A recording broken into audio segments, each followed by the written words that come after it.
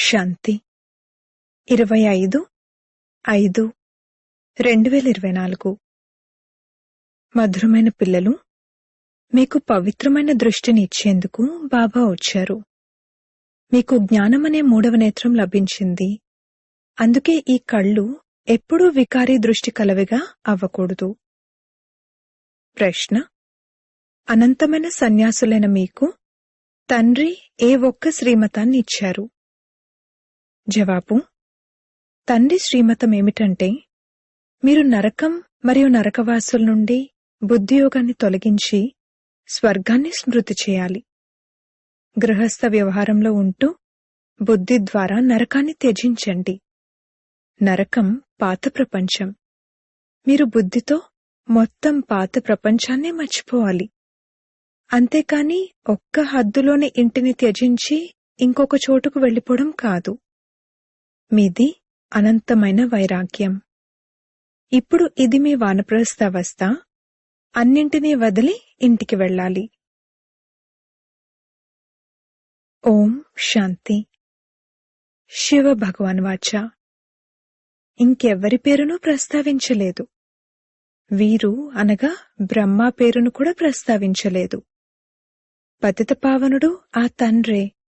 కావున తప్పకుండా పతితులను పావనంగా చేయడానికి వారిక్కడికి వస్తారు.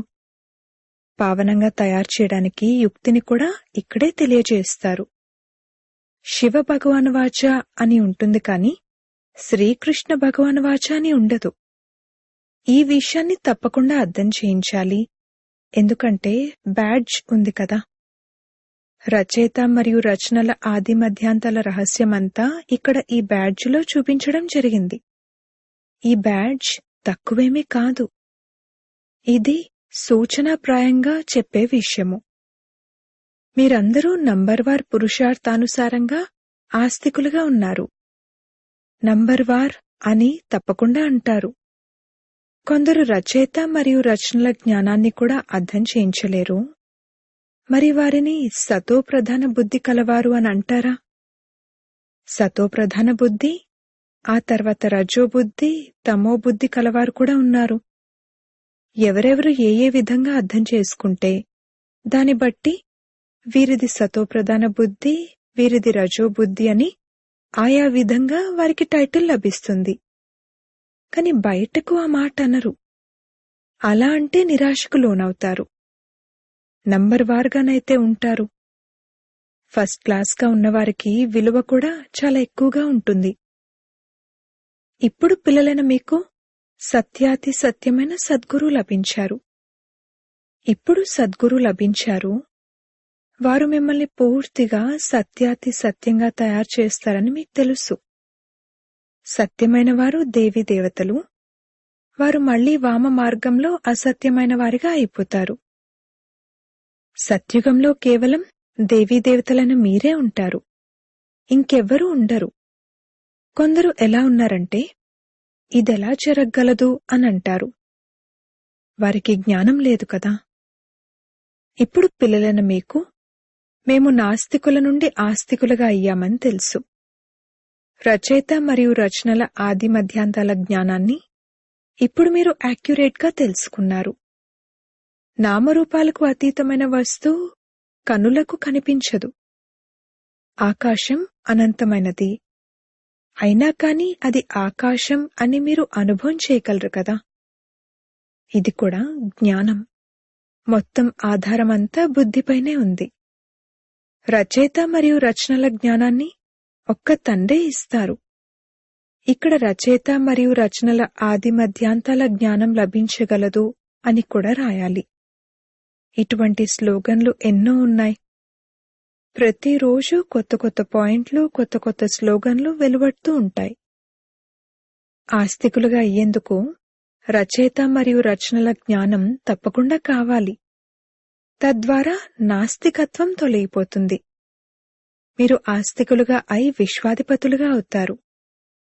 ఇక్కడ మీరు ఆస్తికులుగా ఉన్నారు, కాని నంబర్వార్ పురుషార్థానుసారంగా ఉన్నారు.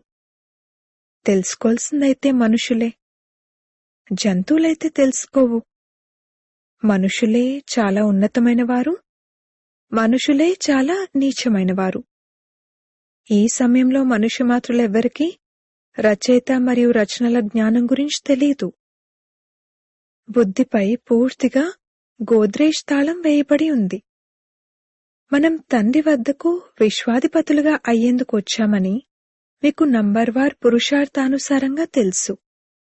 మీరు 100% పవిత్రంగా ఉంటారు. పవిత్రత కూడా ఉంది, శాంతి కూడా ఉంది, సంపద కూడా ఉంది. ఆశీర్వాదాలు ఇస్తారు కదా, కాని ఆ పదాలు భక్తి మార్గానికి చెందినవి. ఈ లక్ష్మీనారాయణలుగా మీరు చదువు ద్వారా తయారవుతారు.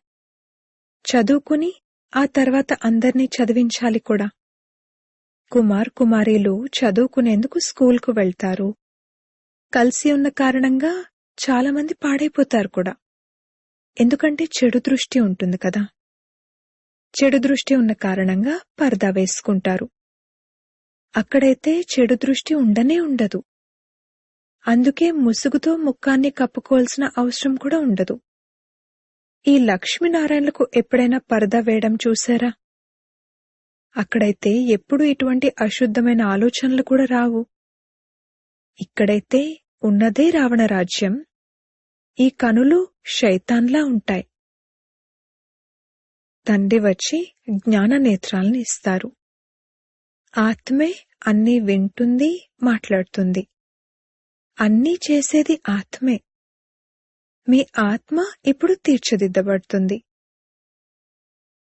ఆత్మే పాడైపోయి పాపాత్మగా అయిపోయింది. ఎవరికైతే చెడు దృష్టి ఉంటుందో వారినే పాపాత్ములు అని అంటారు. ఆ చెడు దృష్టిని తండ్రి తప్ప ఇంకెవ్వరూ సరిచేయలేరు. జ్ఞానం యొక్క పవిత్రమైన నేత్రాన్ని ఒక్క తండ్రే ఇస్తారు. ఈ జ్ఞానం గురించి కూడా మీకే తెలుసు. శాస్త్రాల్లో ఈ జ్ఞానమేమైనా ఉందా? తండ్రి అంటారు, ఈ వేదాలు, శాస్త్రాలు, ఉపనిషత్తులు మొదలైనవన్నీ భక్తి మార్గానికి చెందినవి. జపతపాదులు, తీర్థయాత్రలు మొదలైనవేవి చేసినా నన్నెవరూ కలుసుకోరు. ఇది భక్తి. ఇది అర్ధకల్పం కొనసాగుతుంది. మీరొచ్చినట్లయితే మేం మీకు రచయిత మరియు రచన యొక్క ఆది మధ్యాంతాల జ్ఞానాన్ని వినిపించి పరంపిత పరమాత్ముని చరిత్రను తెలియజేస్తాము అని ఇప్పుడు పిల్లలైన మీరు అందరికీ ఈ సందేశాన్ని ఇవ్వాలి. మనుష్యమాత్రులకి ఇదేమాత్రం తెలియదు. ముఖ్యమైన పదాలు ఇవే. సోదరీ సోదరులు రండి, మీరొచ్చి రచయిత మరియు రచనల ఆది మధ్యాంతాల జ్ఞానాన్ని వినండి, చదువును చదవండి. దాని ద్వారా మీరు ఈ విధంగా తయారవుతారు. ఈ జ్ఞానాన్ని పొందడం ద్వారా మరియు సృష్టి చక్రాన్ని అర్థం చేసుకోవడం ద్వారా మీరీ విధంగా చక్రవర్తులుగా, సత్యుగ మహారాజు మహారాణులుగా అవ్వగలుగుతారు. ఈ లక్ష్మీనారాయణలు కూడా ఈ చదువు ద్వారానే అలా అయ్యారు. మీరు కూడా చదువు ద్వారానే అలా అవుతున్నారు. ఈ పురుషోత్తమ సంగమయుగానికి ఎంతో ప్రభావం ఉంది. తండ్రి కూడా భారత్లోకే వస్తారు. ఇతర ఖండాల్లోకి ఎందుకు వస్తారు? తండ్రి అవినాశీ సర్జన్ కావున రావడం కూడా ఏ భూమి అయితే ఎప్పటికీ ఉంటుందో తప్పకుండా అక్కడికే వస్తారు. ఏ భూమిపైనైతే భగవంతుని కాలు మోపబడుతుందో ఆ భూమి ఎప్పటికీ వినాశనమవ్వదు. ఈ భారత్ అయితే దేవతల కొరకు ఉంటుంది కదా. కేవలం ఇది పరివర్తన అవుతుంది. ఇకపోతే భారత్తే సత్యఖండంగా ఉంటుంది. అసత్యఖండంగా కూడా భారత్తే అవుతుంది. భారత్కే ఆల్రౌండ్ పాత్ర ఉంది. ఇతర ఏ ఖండాన్ని ఈ విధంగా అనరు. సత్యం లేక ట్రూత్ అయిన భగవంతుడే వచ్చి సత్యఖండాన్ని తయారు చేస్తారు. మళ్ళీ రావణుడొచ్చి అసత్యఖండంగా చేస్తాడు. ఇక ఆ తర్వాత సత్యం యొక్క అంశం కూడా ఉండదు. అందుకే గురువులు కూడా సత్యమైన వారు లభించరు. వారు సన్యాసులు, అనుచరులు, గృహస్థులు. మరి వారిని అనుచరులు అని ఎలా అనగలరు? ఇప్పుడైతే తండ్రి స్వయంగా అంటారు, పిల్లలు పవిత్రంగా అవ్వండి మరియు దైవీ గుణాలను ధారణ చేయండి. మీరిప్పుడు దేవతలుగా అవ్వాలి. సన్యాసులేమైనా సంపూర్ణ నిర్వికారులా? పదే పదే వికారుల వద్ద జన్మ తీసుకుంటారు. కొందరు బాలబ్రహ్మచారులు కూడా ఉంటారు. అలా అయితే ఎందరో ఉన్నారు. విదేశాల్లో కూడా ఎందరో ఉన్నారు. ఆ తర్వాత ఎప్పుడైతే వృద్ధులుగా అవుతారో అప్పుడు వారిని చూసుకోవడానికి ఎవరైనా కావాలని వివాహం చేసుకుంటారు. ఆ తర్వాత వారి కోసమని ధనాన్ని కూడా విడిచిపెట్టి వెళ్తారు. మిగిలిన ధనాన్ని ధర్మార్థం దానం చేసేస్తారు. ఇక్కడైతే తమ పిల్లల పట్ల ఎంతో మమకారం ఉంటుంది. 60 సంవత్సరాల తర్వాత పిల్లలకు అప్పగిస్తారు.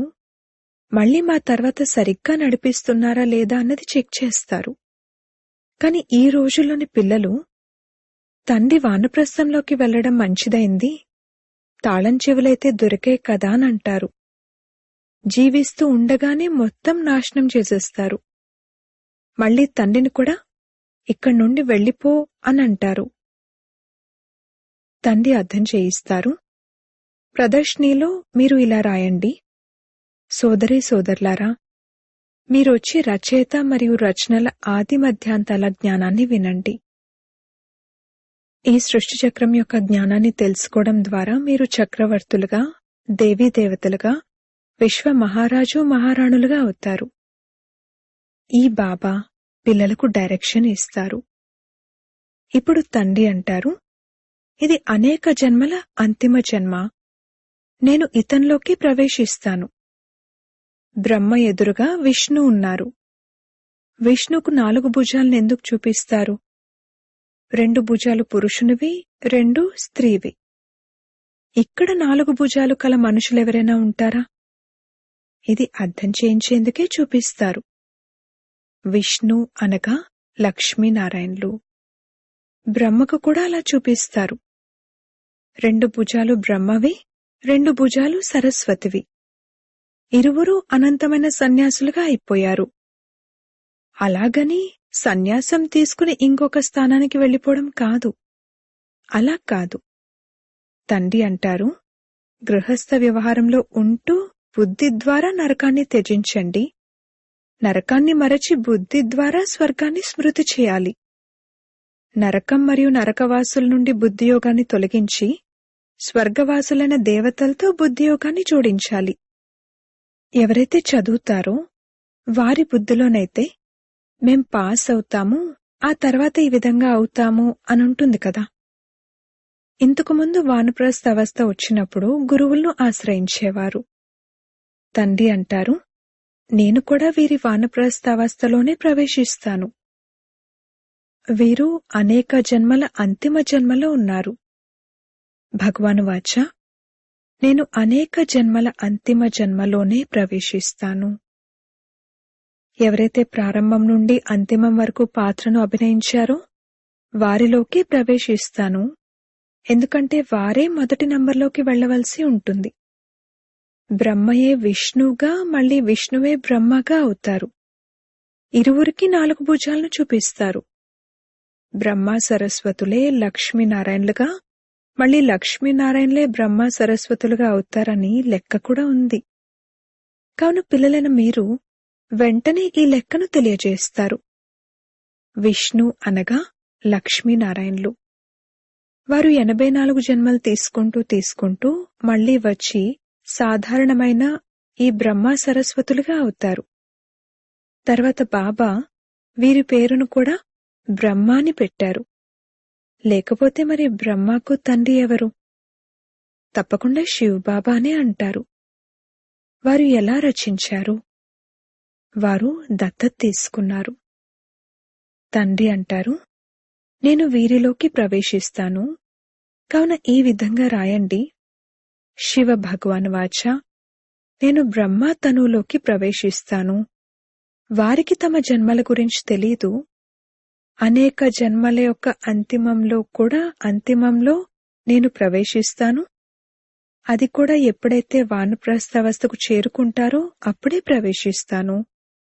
మరియు ఎప్పుడైతే ప్రపంచం పాతదిగా పతితంగా అవుతుందో అప్పుడే నేను వస్తాను. బాబా ఎంత సహజంగా తెలియజేస్తారు. ఇంతకుముందు 60 సంవత్సరాలకు గురువులను ఆశ్రయించేవారు. ఇప్పుడైతే జన్మించడంతోనే గురువులను ఆశ్రయిస్తారు. ఇది ఈ క్రిస్టియన్ల నుండి నేర్చుకున్నారు. అరే, బాల్యం నుండే గురువులను ఆశ్రయించవలసిన అవసరమేముంది? బాల్యంలోనే మరణిస్తే సద్గతిని పొందుతారని భావిస్తారు. ఇక్కడైతే ఎవ్వరి సద్గతి జరగదని తండ్రి అర్థం చేయిస్తారు. ఇప్పుడు తండ్రి మీకు ఎంత సహజంగా అర్థం చేయిస్తారు మరియు ఉన్నతంగా తయారు చేస్తారు. భక్తిలోనైతే మీరు మెట్లు దిగుతూనే వచ్చారు. ఇది రావణ రాజ్యం కదా. వికారీ ప్రపంచం ప్రారంభమవుతుంది. గురువులనైతే అందరూ ఆశ్రయిస్తారు. వీరు స్వయం కూడా అంటారు, నేను ఎంతోమంది గురువులను ఆశ్రయించాను. ఏ భగవంతుడైతే అందరికీ సద్గతినిస్తారో వారి గురించి తెలియనే తెలియదు. భక్తి యొక్క సంకెళ్లు కూడా చాలా కఠినంగా అయిపోయాయి. సంకెళ్లు కూడా కొన్ని లావుగా ఉంటాయి, కొన్ని సన్నగా ఉంటాయి. ఏదైనా బరువైన వస్తువును ఎత్తినప్పుడు దానిని ఎంత లావు సంకెళ్లతో కట్టి ఎత్తుతారు. ఇక్కడ కూడా అంతే. కొందరు వెంటనే వచ్చి మీ మాటను వింటారు, మంచి రీతిలో చదువుకుంటారు. కొందరు అర్థమే చేసుకోరు. నంబర్ వారుగా మాలలోని మణులుగా అవుతారు. మనుషులు భక్తి మార్గంలో మాలను స్మరిస్తారు. జ్ఞానమేమీ లేదు. గురువు మాలను తిప్పుతూ ఉండమని చెప్తారు. ఇక అంతే. ఎలాగైతే భజంత్రీలు మోగుతాయో అలా రామ రామ అని జపం చేస్తూ ఉంటారు. ఆ శబ్దం చాలా మధురంగా అనిపిస్తుంది. అంతే. ఇక మిగిలిందేమీ వారికి తెలియదు. రాముడనెవర్నంటారు, శ్రీకృష్ణుడనెవర్నంటారు, వారెప్పుడొస్తారు ఏమీ తెలియదు. శ్రీకృష్ణుణ్ణి కూడా ద్వాపరంలోకి తీసుకువెళ్లారు. ఇదెవరు నేర్పించారు? గురువులు. శ్రీకృష్ణుడు ద్వాపరంలో వచ్చినట్లయితే మరి ఆ తర్వాత కలియుగం వచ్చేసినట్లా? తమో ప్రధానంగా అయిపోయారా? తండ్రి అంటారు, నేను సంగమంలోనే వచ్చి తమో ప్రధానం నుండి సతో ప్రధానంగా తయారు చేస్తాను. మీరు ఎంత అంధవిశ్వాసం కలవారిగా అయిపోయారు. తండ్రి అర్థం చేయిస్తారు, ఎవరైతే ముళ్ల నుండి పుష్పాలుగా అయ్యేవారుంటారో వారు వెంటనే అర్థం చేసుకుంటారు. ఇదైతే పూర్తిగా సత్యమైన విషయం. కొందరు మంచి రీతిలో అర్థం చేసుకున్నట్లయితే మీరు చాలా బాగా అర్థం చేయిస్తారని వారు మీతో అంటారు. 84 జన్మల కథ కూడా తప్పకుండా ఉంది. జ్ఞానసాగరుడైతే ఒక్క తండ్రి. వారు వచ్చి మీకు పూర్తి జ్ఞానాన్ని ఇస్తారు. అచ్చా, మధురాతి మధురమైన సిక్కిలదే పిల్లలకు మాతా పిత బాప్దాదాల ప్రియ స్మృతులు మరియు గుడ్ మార్నింగ్. ఆత్మిక పిల్లలకు ఆత్మిక తండ్రి నమస్తే. ధారణ కొరకు ముఖ్య సారము. మొదటి పాయింట్, సద్గురు తండ్రి యొక్క స్మృతి ద్వారానే బుద్ధిని సతోప్రధానంగా తయారు చేసుకోవాలి. సత్యమైన వారిగా అవ్వాలి. ఆస్తికులుగా అయి ఆస్తికులుగా తయారు చేసి సేవను చేయాలి. రెండవ పాయింట్, ఇప్పుడిది వానప్రస్థ అవస్థ. అందుకే అనంతమైన సన్యాసులుగా అయి అందరి నుండి బుద్ధియోగాన్ని తొలగించాలి. పావనంగా అవ్వాలి మరియు దైవీ గుణాలను ధారణ చేయాలి. వరదానము. దేహం మరియు దైహిక ప్రపంచం యొక్క స్మృతి నుండి అతీతంగా ఉండే సర్వ బంధనాల నుండి ముక్తులైన ఫరిష్తా భవ. ఎవరికైతే ఏ దేహంతో కానీ మరియు దేహదారులతో కానీ సంబంధం అనగా మనసు యొక్క ఆకర్షణ ఉండదో వారే ఫరిష్తాలు. ఫరిష్తాల పాదాలు సదా ధరణి కన్నా పైన ఉంటాయి. ధరణి కన్నా పైన అనగా దేహభానపు స్మృతి నుండి అతీతంగా ఉండటం.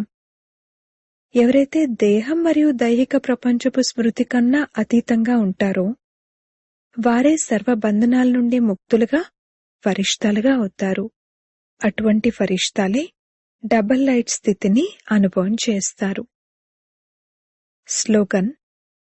వాణితో పాటు నడవడిక మరియు ముఖం ద్వారా తండ్రి సమానమైన గుణాలు కనిపించాలి. అప్పుడే ప్రత్యక్షత జరుగుతుంది. ఓం శాంతి.